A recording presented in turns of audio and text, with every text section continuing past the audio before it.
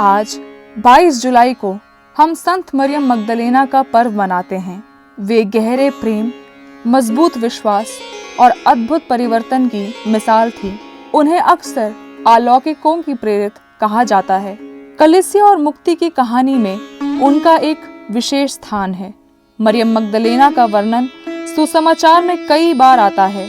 वे वह महिला थीं जिनमें से यीशु ने 7 दुष्ट आत्माएं निकाल दी। यह उनके जीवन में गहरे आध्यात्मिक और व्यक्तिगत चंगाई का चिन्ह था।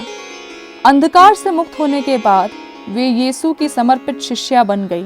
वे उनके साथ यात्रा करती, उनकी सेवा में सहायता करती और कठिन समय में भी उनके पास बनी रहीं। जब क्रूस पर चढ़ाए जाने के समय बहुत से लोग डर कर भाग गए, तब मरियम मगदलेना क्रूस के पास खड़ी रहीं और अपने प्रिय गुरु के दुख को देखती रहीं।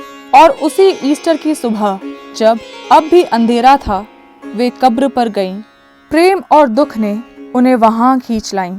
वहीं उन्होंने पुनर्जीवित प्रभु को देखा, जो वे पुनरुत्थान की पहली साक्षी बनी। यीशु ने उनसे कहा, भाइयों के पास जाकर कहो कि मैं अपने पिता और तुम्हारे पिता के पास जा रहा हूँ।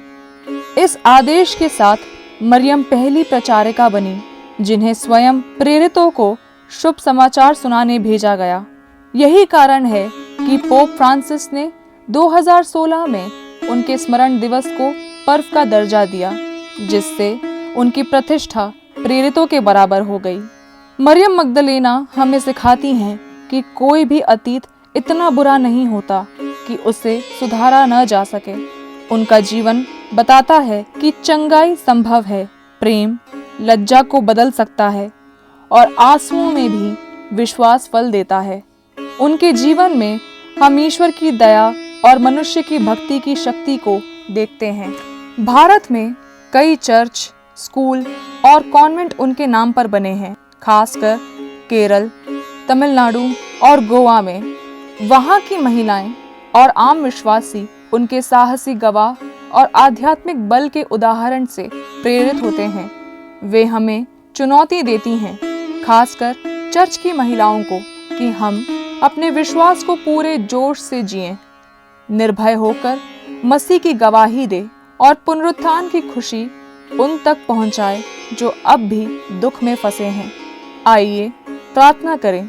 संत मरियम मगदलेना, यीशु की सच्ची अनुयायी, हमें गहराई से प्रेम करना सिखाइए, पूरे मन से यीशु की खोज करना सिखाइए और उनके पुनरुत्थान की घोषणा साहस और आनंद से करने की शक्ति दीजिए।